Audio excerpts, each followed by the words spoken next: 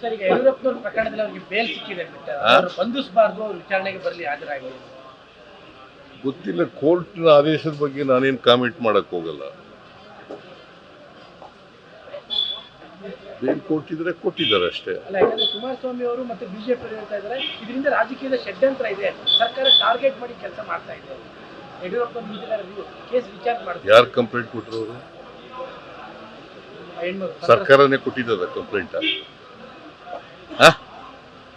Sir, ಅವ್ರಗಳ allegation ಇದೆ sir. ನಿನ್ನೆಯಿಂದನೂ ಕೂಡ ಇದನ್ನ ಅವರು ಪ್ಲೇ ಮಾಡ್ತಾ ಇದ್ದಾರೆ. ಕಾಂಗ್ರೆಸ್ ತರಾತುರಿ ಮಾಡ್ತಾ ಇದೆ, ಪ್ಲಾನ್ ಮಾಡಿ ಅಂತ. ನೋಡಪ್ಪ, ಕಾಂಗ್ರೆಸ್ ಪಕ್ಷ ಯಾವತ್ತೂ ಕೂಡ ದ್ವೇಷದ ರಾಜಕಾರಣ ಮಾಡಲ್ಲ. ನಂಬರ್ 1.